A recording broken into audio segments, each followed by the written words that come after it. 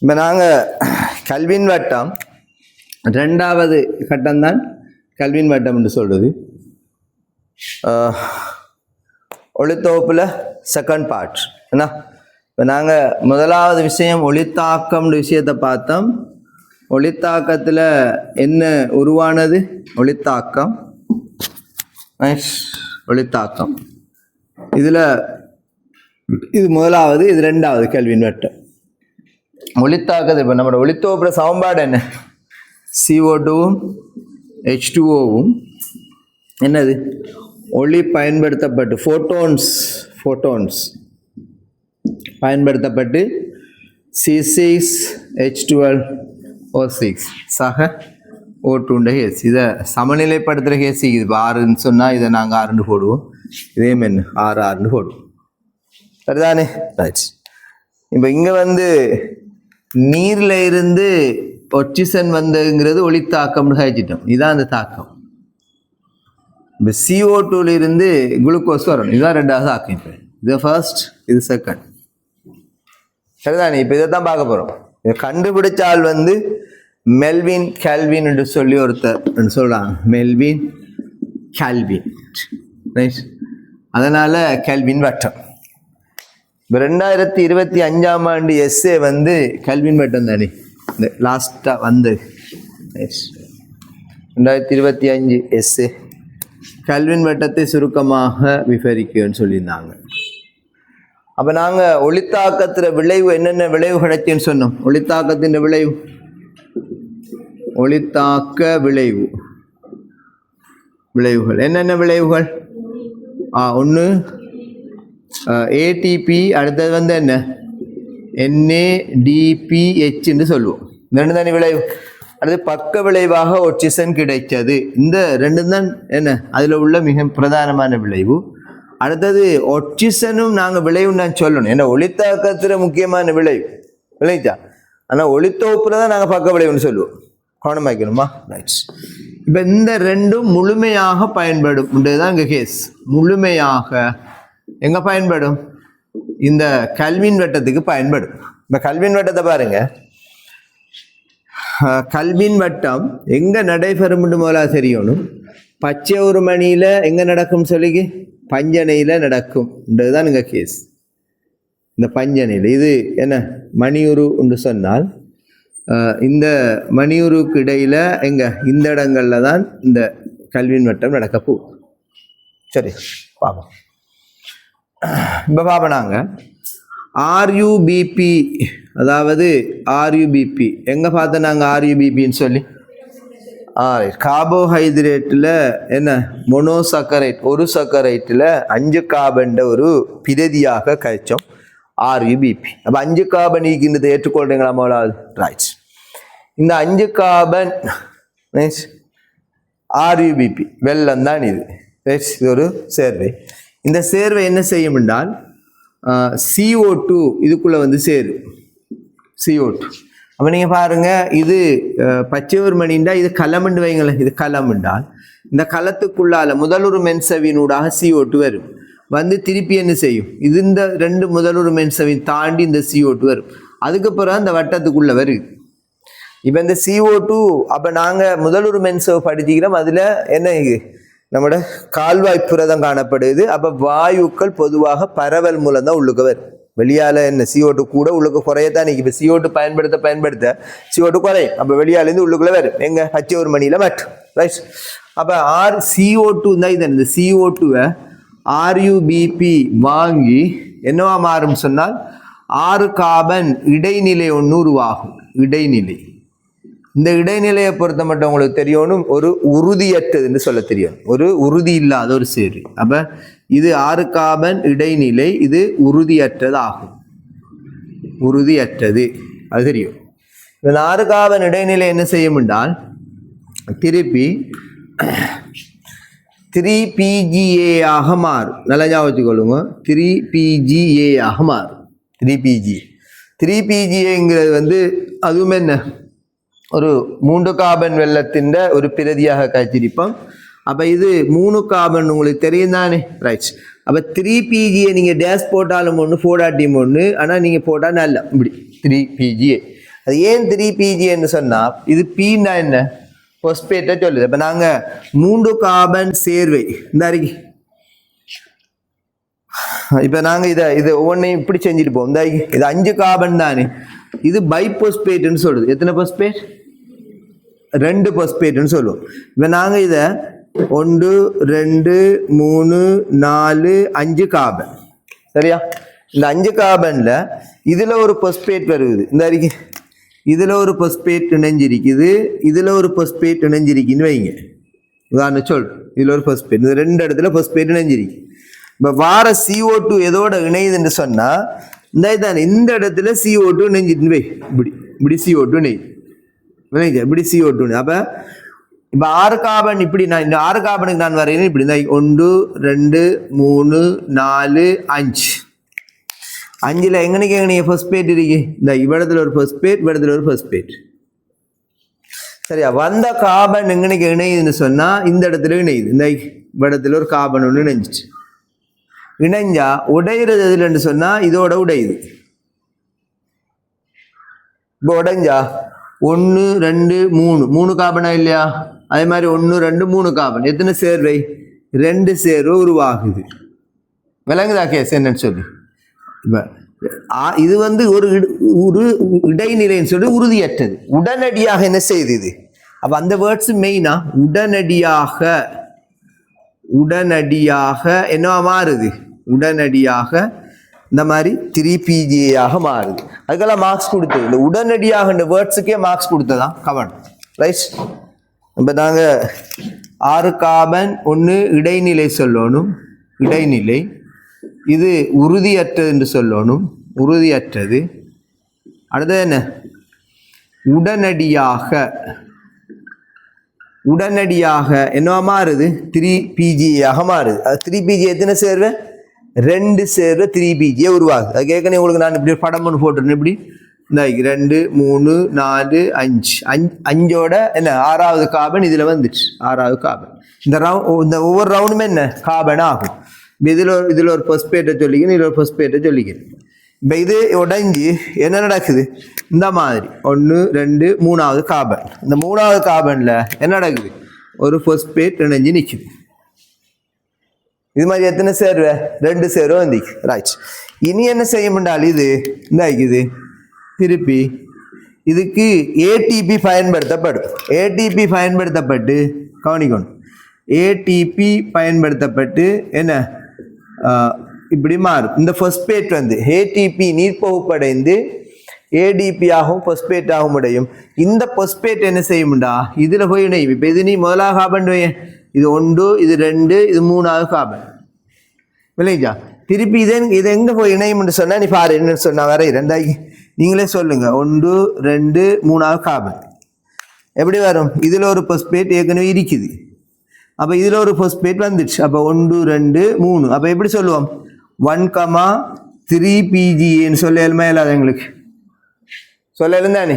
Right. இப்போ நாங்கள் 1,3PGA இதுவும் எத்தனை கார்பன்? 3 கார்பன் ஆகும். அப்போ இது மாதிரி எத்தனை சேர் உருவாகும்? இது மாதிரி எத்தனை சேர் உருவாகும்?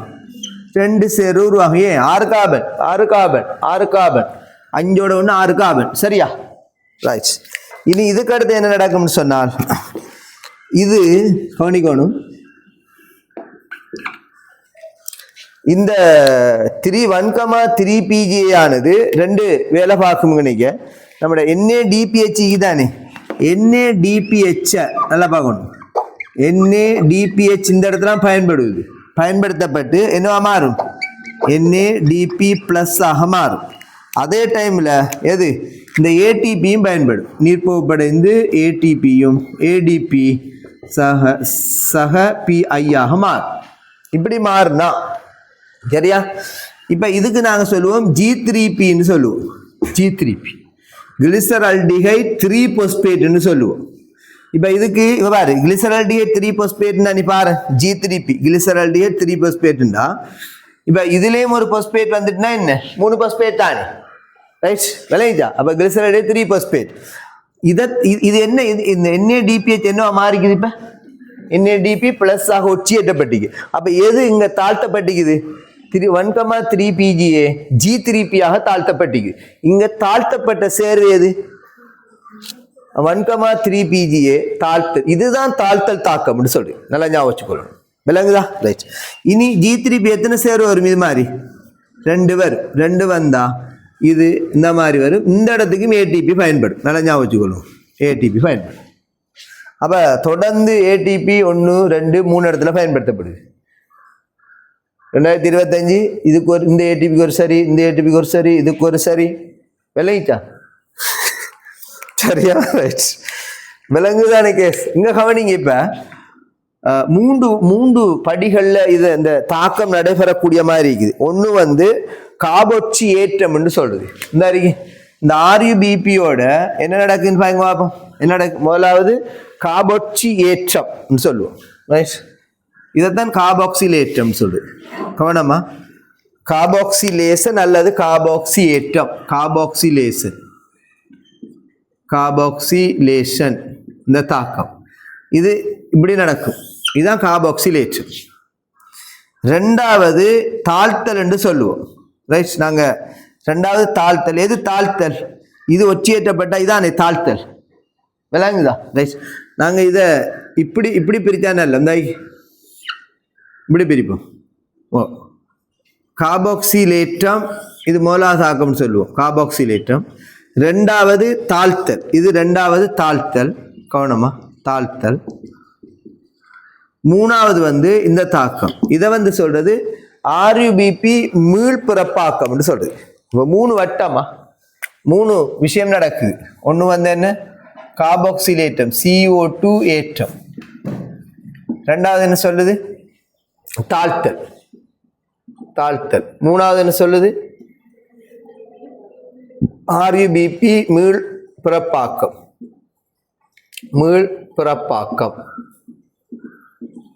இந்த 3 தாக்கத்தினூடாக இந்த வட்டம் நடக்குது. சரியா? இப்ப விளங்கிட்டு அவங்களுக்கு என்ன கேஸ் நடந்தீங்க சொல்லி. முதலாவது என்ன நடக்குது? RUBP CO2 வாங்கி என்ன நடக்குது? 6 கார்பன் இடைநிலை ஒன்று உருவாகும். அந்த இடைநிலை உறுதியற்றதாகும். உடனடியாக 3 கார்பன் சேர்வையான 3PGA ஆக மாறும். 2 சேர்வை 3PGA 2 சேர்வை தோற்றுவிக்கப்படும். 3PGA ஆனது ஒளித்தாக்கத்தின் போது உருவாக்கப்பட்ட ATPயை பயன்படுத்தி ATP நீர்ப்பகுப்படைந்து என்ன நடக்கும்? ADP பாஸ்பேட்டாக மாற்றமடையும். அதில் உள்ள பாஸ்பேட்டை பயன்படுத்தி 1,3 PGA 3 கார்பன் சேர்வையான 1,3 PGA 2 சேர்வை உருவாக்கும். விளங்குதா கதைக்கிறது? ராஜ். 1,3 PGA ஆனது என்ன நடக்கும்? ஒளித்தாக்கத்தின் போது உருவான NADPH என்ன ஒற்றியேற்றம் அடைந்து G3P தாழ்த்தல் சேர்வையான G3P உருவாக்கும். ரைட். ATP தாக்கத்துக்கு பயன்படுத்தப்படும். அவ்வளவுதான். இந்த G3P தான். இந்த G3P மிக முக்கியமான சேர்வை. நல்லா ஞாபகம் வச்சுக்கொள்ளுங்க. ரைட். இந்த G3P 3 கார்பன் சேர்வை தான். எத்தனை கார்பன் சொல்லிக்கு? 3 கார்பன் சேர்வை. இது என்னத்துக்கு முக்கியம்னு சொன்னா, இதுதான் சேதன சேர்வையோட முன்னோடி. முதலாவது அப்ப கார்போஹைட்ரேட் முன்னோடி எது? இதுதான் முன்னோடி. அப்ப கார்போஹைட்ரேட்டின் முன்னோடி ஆகும். கார்போஹைட்ரேட் என்ன முன்னோடின்னு சொல்லணும். முன்னோடி. இப்ப நீங்க பாருங்க, இப்ப குளுக்கோ G3P சக G3P இது ரெண்டும் சேர்ந்து ஒரு குளுக்கோஸ் உருவாகிடும். அதே மாதிரி இன்னொரு G3Pயும் சக G3P ரெண்டும் சேர்ந்து ஒரு ஃப்ரக்டோஸ் உருவாகிடும். இந்த ரெண்டும் சேர்ந்து என்ன உருவாகும்? சுக்ரோஸ் உருவாகும். நம்ம உரிய கொண்டு செல்லலின் போது இந்த கேஸ் தான்.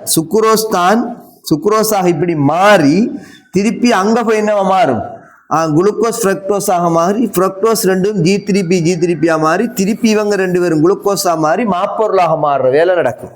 எப்படி போனாலும் எந்த இடத்துல வந்து டேர்ன் ஆகணும்? எல்லாரும் G3P இடத்துல பெறணும். உங்களுக்கு ஏற்கனவே சொல்லிக்குது. G3P எத்தனை கார்பன் சொல்லிக்கிறேன்? 3 கார்பன். அப்ப 12 கார்பன் கொழுப்பமிலம் ஒன்று உருவாகணுமா இருந்தால் எத்தனை கார்பன்? 12 கார்பன் கொழுப்பமிலம் ஒன்று உருவாகணுமா இருந்தா G3P எத்தனை வரணும்? 4 வந்தா வேலை முடிச்சு. விஷயம் விளைத்தா? ரைட். அதே மாதிரி தான் ஒரு கிளிசரோல் எத்தனை கார்பன்? 3 கார்பன். அப்ப ஒரு G3P ஒரு என்ன கிளிசராலாக மாறலாம். அப்ப இந்த G3P கிளிசராலாக மாறும், இந்த G3P சேர்ந்து கொழுப்பமிலமா மாறும், ரெண்டும் சேர்ந்து ஃபெட்டா மாறும். அது ஒரு சேதன சேர்வையா? சேமலேஜா. அப்ப சேதன சேர்வையிற முன்னோடி என்ன? G3P ஆகும், மறந்துடக்கூடாது. சேமலைதானே? ரைட். இப்போ இந்த 3 விஷயத்தினூடாகத்தான் என்ன நடக்கும்? கார்பாக்சிலேஷன், கார்பாக்சிலேற்றம் தாழ்த்தல், 3வது RUBP மீள் உருவாக்கம் என்று சொல்லி இந்த வட்டத்தினூடாக இந்த தாக்கம் நடக்கும். சரியா? ரைட். விளங்குதானே? சரியா? ரைட். இதை நோட் பண்ணிக்கொள்ளுங்க.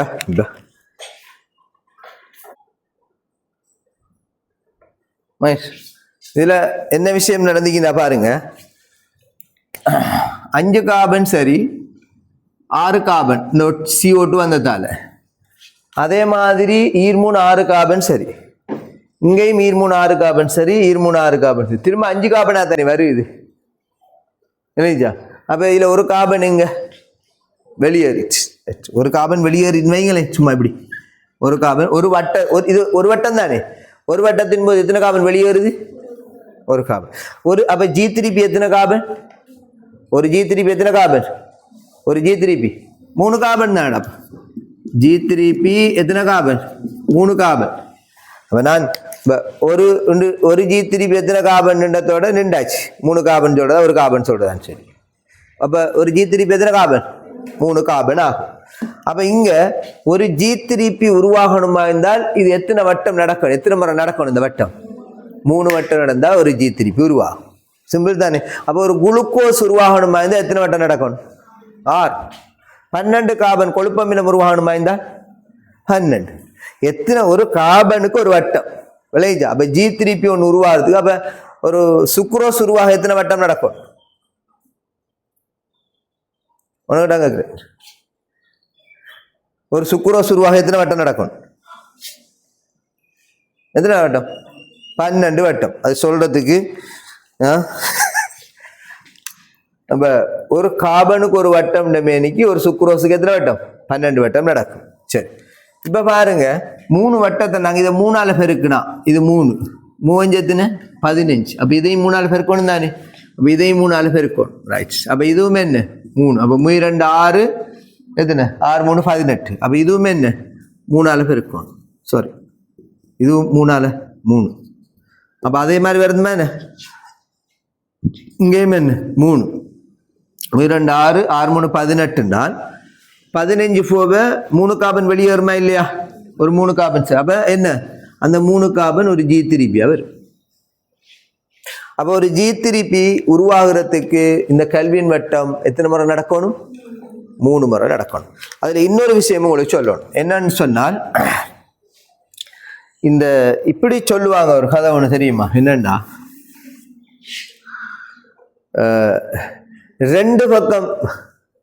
ரெண்டு பக்கம் இந்த நடிப்பாங்க தெரியுமா சில பேர். அந்த கேஸை சொல்லுவாங்க, விலாங்கு மீனுக்கு உதாரணமா சொல்லுவாங்க. விலாங்கு மீன் எப்படி? பாம்பை கண்டா என்ன செய்யும்? தலையை காட்டிக்குமா, நானும் உங்களோட பக்கம் தான் சொல்லி. விலாங்கு மீன் தலையும் பாம்பு மாதிரி தான்.